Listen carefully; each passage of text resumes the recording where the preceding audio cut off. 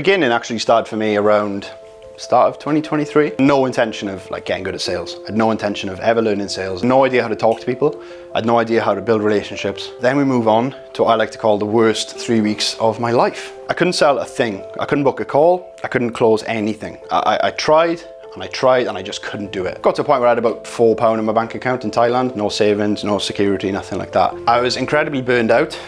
I hated my existence. I just sat there and I thought, I can't fucking do this. I was like, I cannot do it. I just wanted to try and close them to get some money to get home. So when I got home, I obviously knew something had to change. Like I had no options. I felt like I had no way of making money. But then I started working with a high ticket coach and I was setting calls to them. We were booking call after call and we were just getting closes left and right. I had a bit of a light bulb moment after I realized like, I was actually quite good at this. I was like, shit, I'm quite good at setting calls, actually. I made my own agency, which is the agency that Dan is a part of and Freya is a part of. Biggest lessons that I've learned from going through all of the pain, all the being broke, all the rejection, everything like that. So I want to build this business to 10 million revenue a year. That's my goal. I want to speak at events, be invited to give talks about setting and sales, invited to podcasts, everything like that. I want to help big online fitness businesses build and manage sales teams whilst helping other online coaches get clients in a way that's comfortable for them and gets them a return on investment in my business. That's the biggest thing for me. If someone doesn't get a return, I'm not happy. I want to maintain my values of results and reputation because that's what it's important to me. And I want to build my business to a point where I've got 30, 40, 50 setters working for me. And the most important thing for me and the reason that I'm doing all of this for is I want to create and I want to raise a beautiful family and I want to set an example to my kids of what you can build from essentially nothing. And I want to be a good father and a good role model to them.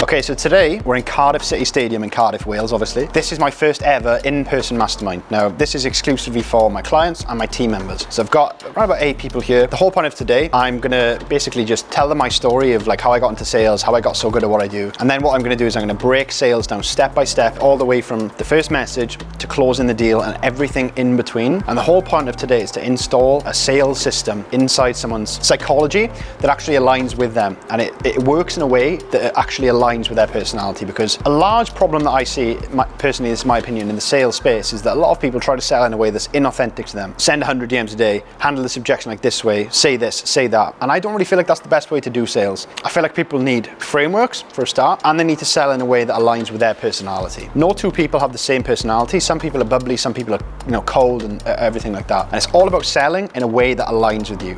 So we're gonna have some fun today. We've got a couple of things planned after the event. We're gonna go for food, go for a drink. But the main thing is about today, in that very room, we are going to install a completely new belief system and process system around sales. Tune in, give the video a watch, like, comment, subscribe. If you have any friends that could benefit from watching this, share it with them. I'll catch you soon. What did I do and sort of how did I learn to sell? So we actually joined Limitless after that podcast. We had a call with Josh. Obviously it was a sales call and he closed us, of course. So I learned to sell through a combination of Josh and a fuck ton of reps, and around about 10,578 reps. So that was me messaging 10,578 people in about from June till March. So that was like a couple of months. So I messaged about 10,000 people. I sent a shit ton of messages every single day. I had rejection. I did have some success. Every single day I would ask Josh questions. I'd be constantly like harassing him, like, what do I say here? What can I do here? Everything like that. So I constantly ask him questions. I turned up to every single sales call training. They used to do like weekly sales training. They had sales call courses as well. I would do all of it. I would turn up to every single thing. I'd also sit in my house on a Friday and a Saturday night watching sales videos. And I was cold calling about 100 tradesmen a day, and I was just getting rejected. So one day I booked 30 calls. So 30, like I basically would do a cold call, triage call, sales call. So I booked 30 triage calls in a single day. None of them showed up. None of them showed up at all. And I was basically just playing this persona and I was getting no results. Pull up their directory on Google, because if you're going to check trade and call them from there, it changes their number and you can get banned from phoning them directly off the site. So what I would say is, hi, is that like, I don't know, Jeff, whatever. And then he would say like, oh, hi, who's this? And I go, hi, it's just Matthew Williams here. I was just wondering if you could help me out for a minute? That's literally how I would say it. And I would try this whole like Jeremy Minor tonality approach and everything. Fucking hated my life. I was on monk mode and I didn't enjoy it. And it all fell apart, pretty quickly. No one had made a single sale in about a month. Something had to change again. I felt like I had no options. I felt like I had no way of making money. But then I started working with a high ticket coach and I was setting calls to them. And it was fucking easy. Like, I cannot tell you how easy this was for me. We were booking call after call and we were just getting closes left and right. And we did about 50K in sales in about 3 months. Granted, some of them were inbound, some of them were outbound, but we did extremely, extremely well together. A bit of a light bulb moment after I realized, like, I was actually quite good at this. I was like, shit, I'm quite good at setting calls, actually. So something like switched in my head. And this was after the success I had with that coach. I did my own agency, which is the agency that Dan is a part of and Freya is a part of. It was called the Closers Circle, or the Sales Circle at the time. So I made my own agency, I fucking winged it, took action, and I just went for it. On the 28th of May, I closed my first ever client, and I completely winged everything. So at the time, they were paying £699 a month for 7 calls. So I was winging my pricing structure, I was winging the deliverables, like what they actually get, I was winging everything. I didn't have a clue. Like, I just went for it, took action. We'll think about that later. So from that moment on, I knew that I had to go all in on setting calls. I was like, right, I'm really good at this. I help people make a lot of money. So I was like, fuck yeah, let's go all in on it. Shortly after that, I got headhunted or messaged by a business mentor to join his sales team. I was one of his stories. And then he said, oh, are you closing for offers right now or are you just setting? So I said, look, I'm just setting at the minute, that's the specialty. And he basically asked me to pop him over an email with details on, I think he wanted at the time, a setter maybe for some of his coaches that were sort of in the mentorship. And I actually beat both of his setters combined. And one of his setters has been there for about, I think it was like 2 years, so quite a long time. And I beat both of them, by quite a lot actually. Then he let go of his entire team and he basically kept me on to be his sole appointment setter. And for that moment, I was quite proud of myself. And I knew that this was what I was always meant to pursue in sales. I sell like fucking Jeremy Minor. I've tried to sell like Andy Elliott. I've tried it all. And it's not authentic to me and it's not authentic to sort of how you are. The biggest lessons that I've learned from going through all of the pain, all the being broke, all the rejection, everything like that, this is literally it. You should never sell in a way that doesn't align with you, doesn't align with your personality. Because I've done that, I've tried it. I tried to sell like Jeremy Minor. I tried to be this like cold closer, like using different tonalities and different scripts.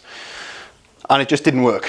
And I also believe that objection handling and priding yourself on being like class at handling objections doesn't make you good at sales, in my opinion. Part for me is completely redesigning the way that people look at sales. I hate scripts and I hate tactics that a lot of the modern mentors give out. I fucking hate it. I really want to prove that. I want to prove that sales isn't about fucking, it's not a numbers game, it's a people's game.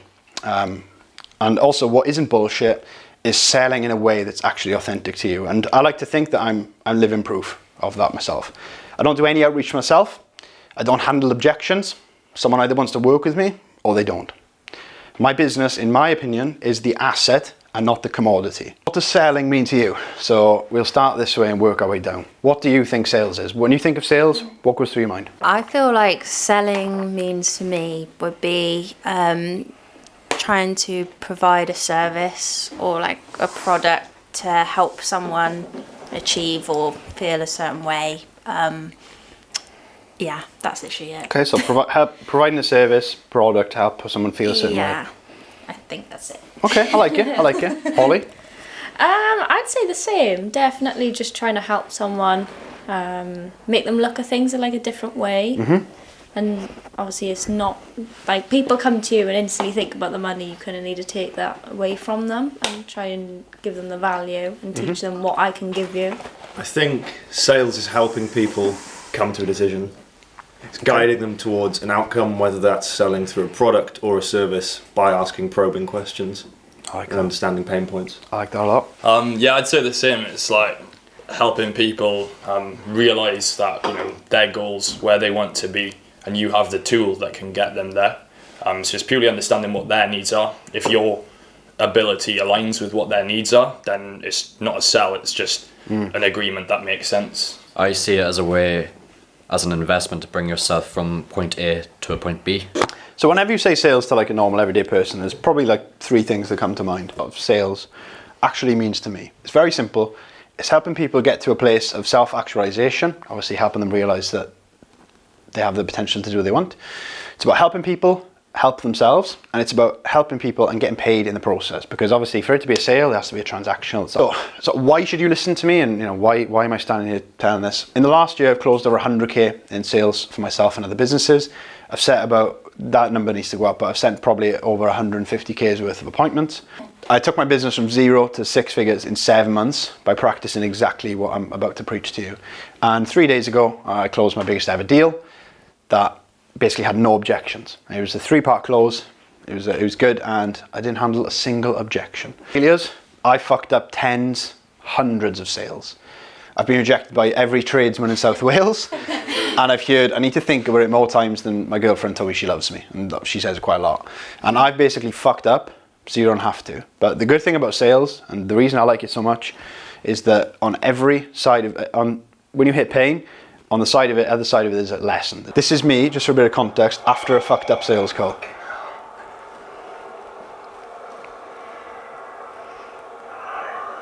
Sales usually taught to people. There's normally a combination of things. So they tell you to follow this script. They say, if you have this objection, say this. They say you need to relentlessly follow up with people. You need to send 100 DMs a day. You need to employ a Pakistani or Filipino VA to send 100 DMs a day on your behalf. And you need to use fake scarcity to take deposits to close people. I've done all of this except for the VA. What if I told you that this is sort of correct, but very wrong at the same time? Now you're probably thinking that's a bit of an oxymoron. What the fuck is he saying? I'll go through it now. So this is how I believe you should actually sell. So first off, you shouldn't follow a script. Reason being is it's not you. So let's say, for instance, Holly, I gave you a script that I use, or I gave you a script that Jeremy Minor uses. You haven't got Jeremy Minor's personality. And it's not you. Like, you can give someone a script, they can follow it, and they're not going to find any success because it's not them at all. And it's just fake, basically. Secondly, you should not pride yourself on handling objections and ruthlessly following up with people. So basically, it's kind of harassment when you think about it. I've done it myself. I've seen this taught, I've seen it practiced by sales trainers. It's very salesy, very slimy. I've seen sales trainers on a call with someone. I've actually heard it through my own ears of them trying to follow up with someone, set up a second call, everything like that. And it's just fucking trash. Like you hear it and you're immediately turned off by that person. Lastly, you should make sales easy for yourself by actually being yourself. You shouldn't learn sales from someone else and you try to be them. You have your own unique character. You're not Jeremy Minor. So what should you actually do? Now, what I like to adopt is I like to ditch the scripts and adopt frameworks. So I'll go over what a framework is specifically later, but you can't forget a framework. You will forget a script.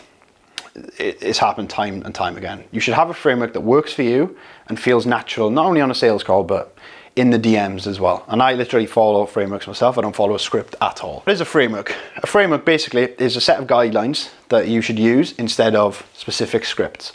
And a framework is basically, it's like having Play-Doh. I'm assuming you used Play-Doh before.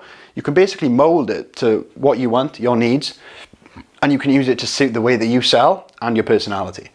Now, instead of having specific questions to ask, you can use a framework to follow that you can basically use it to mold how you actually sell. This is actually the exact framework that I use for every single DM I send ever.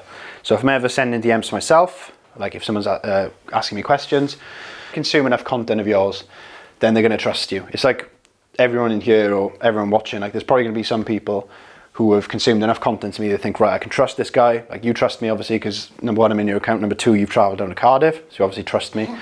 So that's the most important part of sales, because if someone doesn't trust you, you can't sell to them. So then we've got point A. Now, this is basically the where they are now, right?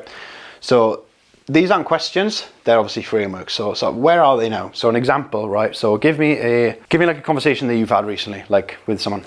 Losing my belly fat. Good one. Nice one. Based. Okay, so you've come to me, you've messaged me saying, oh, hey, I'm losing my belly fat. I'd say something along the lines of, okay, obviously I appreciate you sort of sharing that. If you don't mind me asking, what is it that you've been trying so far? Yeah, keto, yeah. Okay. So Injections. Ozempic injections. So you've tried, correct me if I'm wrong, but you've tried keto. Worked for you, or do you feel like it's not really something you can do long term, or? Nah, it's just not sustainable. I find myself craving some sweet treats at the end of the day because I'm so hungry. Okay. So, I mean, you've obviously said sustainable there. I'm guessing where you're at a point where you feel like you've tried everything, nothing works long term, nothing's sustainable. Do you feel like you agree with that? Yeah. Okay. Now, in terms of like a sustainable approach, like what do you feel would actually be sustainable for you? Just something that's easy to stick to. This is all hypothetical, of course. Yeah, of course. Yeah, something that's just easy to stick to, like doesn't affect my day-to-day too much. Okay, love that. Now, obviously, I know that you mentioned that you've sort of struggling to lose your belly fat. I mean, is it a case of just the belly fat, or is it like a case like, oh, you want to be like 82 kilos or something like that? No, just want to look better. Okay, and how long would you say that you felt like you wanted to look better for? My whole life. Your whole life? Wow. Yeah. Okay, that's a pretty long time. I mean, your whole life is 24 years, 25 years. So obviously, like, if this is quite a personal question, if you don't mind me asking, like, what's made you feel like you got to a point now where you've tried keto, you've tried intermittent fasting, you feel like you need sustainability in your life, and you've lived 24 years? Like, what's made you feel like you need to actually change, like, or do something about it right now? Just not seeing change. Like, it's just time after time, just nothing. So you've tried everything, haven't seen any change. Okay, obviously I know, John, that you've been stuck for a while. The best thing for us to do would actually be to just have a chat over Zoom. I'll basically show you how I can create something that's sustainable for you so that you can actually lose your belly. And what I'll do as well is I'll go over sort of how it all works and what it entails. Do you feel like that would be helpful? Bro's gonna throw me some objections. I mean, what would be different? Like, I've had PTs in the past, and like these have recommended like some different diets. Like, what would you have that's different? Okay, so did you follow the recommendations that they told you to do? No, Why do you feel like that was? they were just too difficult, like, to stick to. Okay, so the most important thing for you is something that's sustainable, number one, easy to stick to, and something that you can follow in your everyday life and doesn't impact your job and everything like that. Yeah. Okay. So I've actually got a client right now. His name's Will, busy business owner, complete stud, and he came to me same position as you. And basically what we did is I literally showed him a way that we can get rid of his belly fat, and he only needed 45 minutes a day to do it. Do you feel like you have 45 minutes a day? Yeah. Okay. So the best thing for us to do, like I just said, obviously I can have a chat with you. I completely understand that you have the concern about, why is this different, but you've seen the results on my page, yeah? Yeah. Okay. So all of those results were from taking 45 minutes a day. Now, would it be helpful for you to have results similar to that? Yeah. Okay, perfect. I've got tomorrow free at 2, Wednesday at 4, or Friday at 5. Which one do you feel works best for you? I'll have to check if that's all right. I'm working quite a lot. So. Okay. What do you know like what days you have off every week? Saturday and Sunday, or in the evenings. Okay. I've got Saturday at 12 or 4. Which one's sort of best for you? If you just let me know and pop me your email. I'd say 12. Perfect. Booked in. Done. Don't know why that took so long, but Ro wanted to throw me an objection. But basically what I did there was I literally just ran him through every single stage of that. So where are they now, which is obviously him telling me about his PT, what they've tried, keto, intermittent fasting, why it hasn't worked, wasn't sustainable. Point B, what's his dream goal? Obviously to lose his belly. Why is it the goal? Because he's been frustrated for his whole entire life with it. What do they feel they need to get there? So what did you say? Sustainable, works for you, fits around your life. Urgency as well. Why do they have to take action now? It's been 24 years, why now? Because obviously he was frustrated, everything like that. And then we've gone on to obviously suggest the call. So obviously I know people are going to say next, like, that's a great framework for the DMs, but what do I do for a sales call? Like, surely I should, follow a script or something like that. And no, you actually shouldn't. And here's why. If you follow a script on a sales call, you're putting yourself at a disadvantage. You just said this yourself about your work. If someone says something that's off script or something like that, then you're a bit fucked. What if a prospect gives an answer that doesn't follow the script? What happens then is you feel very uncertain what to say, your energy changes, you just sit there and you think, oh my fucking God, what do I do? What do I say? Everything like that. And you obviously say like, oh, where do I go from here? And then you're like frantically like thinking, you're panicking, and then next thing you know, you ask them about what their dog's name is instead of like their goals. And it's happened to me before. Like I used to use scripts, and as soon as someone went off script, it like threw me off massively.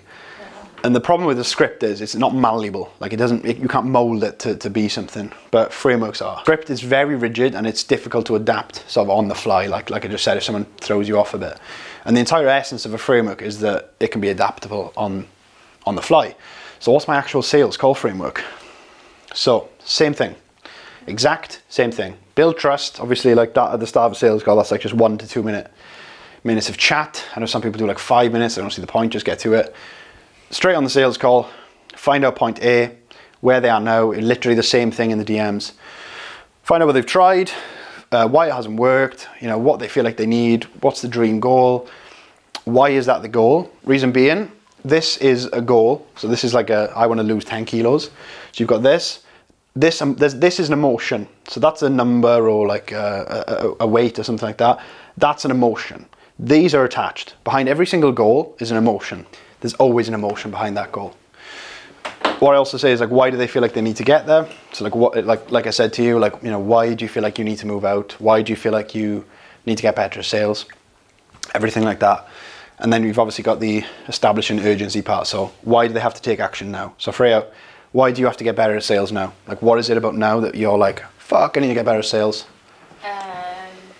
Because if I want to like move out and be financially free and all of that, I need to get better at sales. Okay.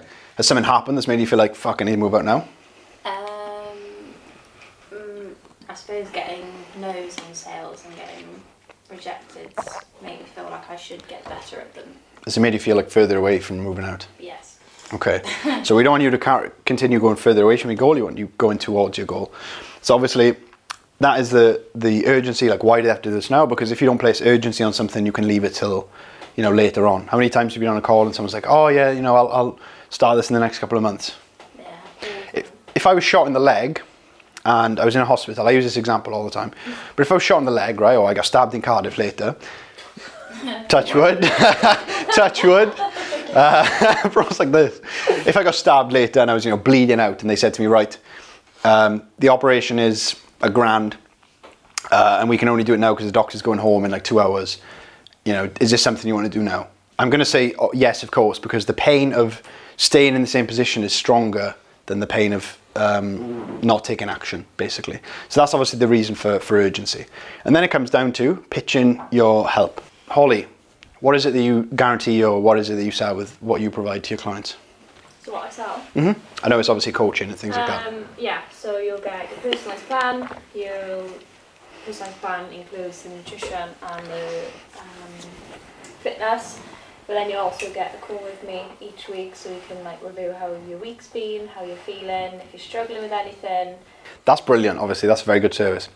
Forget about that on a sales call. Don't I wouldn't mention it at all. No. Reason being is you said a lot there, so it's hard for me to retain that information. But say for instance if I was what's the most common problem you get with people? Like when they say, oh Holly, I need you to help me do X, Y, and Z, what would you say that is? Money. I mean their goal, their actual goal. What I hear a lot. Mm-hmm. I want to do X, Y, Z. What would that look like? I want to lose weight and grow my bum. Okay, so obviously in the sales call you ask why. So let's just pretend that you're a prospect for the minute. So why do you want to? Was it lose your bum or grow your bum? Did you say? Okay. Okay. Okay. So why is it that you want to sort of grow your bum? So I'll just feel more confident when I wear leggings. Okay. Do you not feel confident now? Not really. Okay. And sort of, how long would you say that you've gone around life wearing leggings and not sort of felt confident as you should? A long time. The main thing for you, and what I'm actually going to help you with one-to-one, is I'm going to help you, first of all, what was it? Did you say lose weight first or build a bum first? Lose weight. Okay, so I'm going to help you lose, let's make up a number here, I'm going to help you lose 5 kilos so that you can feel obviously more confident as a start of that. Then I'm going to help you build your bum so you can actually feel more confident, you can feel like you can wear leggings, you can wear outfits and you just feel amazing. Do you feel like that would be helpful to you? Yeah, definitely. Okay, perfect. So I'm going to work with you one-to-one to most importantly get you to feel more comfortable, more confident and lose the weight. And all it would be is a one-time investment of blah, blah, blah, blah, whatever that is. That is how you should sell, because I am selling you based on your feelings. Because what I've done there is pick 3. Because when you start to say I'm going to give you check-ins, I can give you this, I can give you that, mentally they're just clocking out and they're just waiting for the price. And then they forget all, because your service is obviously valuable and it's obviously worth paying the money, but they're forgetting all of that and they're just focusing on, they're waiting, right, the price is coming, I'm just going to wait until I get the price. Yeah. They like just zone out, don't they? Yeah. Just like waiting for, how much is it though? Yeah, no, they do. They're literally like You ask if waiting. you've got any questions, They're just like, like, yeah. the price. What's the price? Yeah, 100%. Yeah, how much? And what I do is I focus on the feelings of like that person. So females are particularly good to sell, especially for like weight loss, because they get really, Emotion. yeah, like they get like men, like if someone was on the call with you, Will, it'd be quite difficult to draw emotion out of you. If you sell someone on their emotions, they're going to feel a lot more driven to it, because you're helping them how they feel, like, and helping them how they actually want to be, helping them towards that. What if they ask, like, if you do that and you sell an emotion and then you tell them the price, what if they ask, like, what's included? Do you go through that? Or Yeah, there's no point not going through it. But or you could say, like, look, what I actually do is I'll send you like a starter guide that's basically going to explain everything. But the main thing that we need to focus on is, and then the 3 goals. Because you're just changing the conversation back from how it all works to what you're actually helping them solve. Because that's what they care about. They don't give a shit about how your program works. They don't care if they have to eat 80 grams of oats or 40 grams of oats. They don't care. Any questions on this or any thoughts on this, anything like that? What if they ask you the price straight up at the start of the call? How do you like to handle that? Easy. I've never been on sales call that's happened, ever. But the way to handle that is the same thing as you do in the DMs. You'd be like, well, the whole point of this call is for me to, firstly, see if I can help you. Obviously, we know that you can. But secondly, to understand what that help would actually look like. Now, I can't give you a price right now because I haven't found out about your goals. I haven't found out about what you've tried too much. I haven't found out about X, Y, and Z. So the best thing, I wouldn't say the best thing for us to do. I would lead in with a question to that. So say, look, I haven't really found out too much about you, John.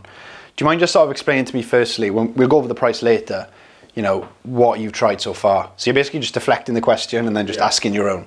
If you want to afford something, you will. Now, I got myself into debt to start business mentorship because I got to the point where I thought, I was like, how the fuck can my life carry on without me doing this? And in that moment, I had a choice to make on which path I wanted to travel down. Did I want to take the path 1, which was not having the debt, staying the same and staying broke, or path 2, making a change, being in debt, achieving my goals?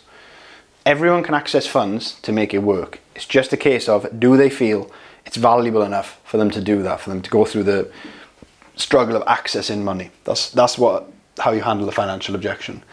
And every single sales call, there's always 3 objections lurking in the shadows. It's, I need to think about it. I need to talk to my partner. You get this more with women than men, but I've noticed that with like B2B stuff, men do say this a lot because I need to ask the wife. But whenever you get on a sales call, especially you two, you probably will get it from women. I need to ask my boyfriend, stuff like this. Then you've got the, I can start, but not right now. So what you can do is you can ask the right questions to disarm these objections before they even come up. 80% of objections by pre-framing correctly on a call and actually in the DMs. So let's say, for instance, I need to ask my partner objection. Number 1, find out if they have a partner for a start. Number 2, what role does the partner play in their life? Does the partner support them? Is the partner the main fund? Does he handle all the money, everything like that? By asking those questions, you're ascertaining information that you can use, obviously, to handle it if it comes up, and you're preventing it from coming up. So, like I mentioned about 5 minutes ago, you need to understand the types of objections. So we've got time, logistical, price objections. Like I've just said, the time and logistical objections should never come up at the end of a sales call. In my personal opinion, if you get to the end of a sales call and someone gives you, I don't have time for this, you're fucked, you're cooked, because you haven't explained or demonstrated the value of this person taking action enough in their life for them to deem it worthy of them taking action. So that's, when you get to that point, you've done something quite seriously wrong, and it's quite hard to come back from that point. But I don't really see anyone that's had a sales call and they say, I've got time. Have you ever had that? I haven't. Yeah. If you had that objection, I would just click the call and end straight away. I wouldn't even reply. So the only real one that's going to come up is the price objection every single time. Can you go to the shop and buy me a white Monster? I can. Would you have to check your finances? No. Okay. If I said to you, Will, if I said to you, Will, can you go to Flannels and can you buy me Tom Ford, Vanilla Ombre, Oud Wood, Vanilla Sex? Would you have to check your bank to see if you've got enough money? It might not work with the budget for the month. But the point in that is that there's people know how much money they've got in the bank, right? Like you've just openly said that you know you could buy me a White Monster. So when people say they need to go away and check their finances, it's not a case of I need to go and look at my nationwide mobile banking and use my Face ID to sign in. That's not the case. They're just trying to leave because they feel uncomfortable. So it's a financial objection. I need to check my finances and I need to think about it. They're like cousins. I've got a question Hear for it you. all the time. Actually annoys me. You know, with me, you use the example of a White Monster. Yeah. Because the example you use for me with the Monster, like I don't have to check my bank to buy a Monster. It's £2. But if you're selling a client a 2 gram package or £500 package, it's quite a lot more than just a Monster. So do you not think it is actually a valid reason for them to have to check their bank and see if they can afford it? Yes, I agree. However, the reasoning behind the answer is different. So are you checking your bank to see if you've got 2k? Like, do you know if you've got 2k or not? Or are you checking your bank to see if what it would be left with after investing? What it would be left with after investing. Okay. So you are comfortable investing the 2k, but you need to check. Yeah, just check. Okay, so with that scenario, that is kind of awkward because it's like, well, you know that you've got the 2k, you're just checking what you'd be left with. Well, let's say, for instance, off the top of your head, do you feel like you'd have enough money to eat for tonight and tomorrow if you were to invest this right now? Yeah. Okay, so you're safe. You're safe by I'm not investing. going to be 2K. starving, yeah. Okay, so what's the at that point in the call? You obviously need to address the like emotion behind that objection because like people are that's like a scared thing, isn't it? It's like I'm scared I won't be able to eat. Yeah. So what you can do in a scenario like that is, let's say for instance you charge 2k for like 4 months, £500 a month. What you can say is, right, be transparent with me, Will. Like, is it like you've got a case of you've got like, I don't know, £2,200 in your bank account right now? Yeah, I'd say, okay, I've got 3,000 in my bank, but if I spend 2,000 on you, then you know that's a big portion of my money. Completely get that, and I'm assuming you've got like bills and everything like that to pay. Okay, so obviously an expensive girlfriend as well. Okay, that's fair. Who's that? So look, Will, I'm not an arsehole. I want to help you get to X, Y, and Z, wherever the goal was. And I know this is important for you. Would you agree? Yeah. Okay. And you've mentioned now that if you don't take action now, you feel like you're going to feel XXX in 2 months' time. Do you feel like that's correct? Yeah, I feel like a failure, a letdown. My business won't grow. Okay. Now, is that worth more to you or less than 3k? Feeling like that. Would you pay 3? I would pay the money to not feel like that. Okay. Now, I completely understand that this is important to you, and you've got 3k in your bank account. I'm not a prick. I'm not going to sit here and try to take all your money. So what we can do, I'll do 3 months up front with you instead, so that you've obviously got a bit of wiggle room with your finances. So that'd be £1,500. Do you feel like that's more comfortable than 2k? Yeah, that's Perfect. fair. Let's get started. We want to like basically make it out like we're doing a favour for them. So I'll do this for you because I want to help you out, and I don't want to leave you broke. Because that like drop in money is going to feel a lot safer for Will, because it's like practically like it's a quarter of the price, so he's going to feel a lot safer. It's a really good question, Will, actually. I think the other thing you did as well is just changing the price and making it work for me, is you tied it back to the emotion side of things, rather than just focusing on that price point. You say, okay, and just remind me again, like, why is it that you want this? Yeah. What is the value here? And you make them reiterate it to you. Yep. And another thing as well is quantifying people's emotions in the price. Yeah, girlfriend will leave me if I get disappointed. Is that worth more to you than 3k or less than 3k? Because if it's less, then realistically, like, you're not going to close that person because they don't care enough. But if it's more, there's obviously a lot of driving force there for you to close them. Anyone else got any questions about that so far, or questions off the back of that? If they say they need to like check their finances, like before I've sort of just bit my tongue and go, oh yeah, that's absolutely fine.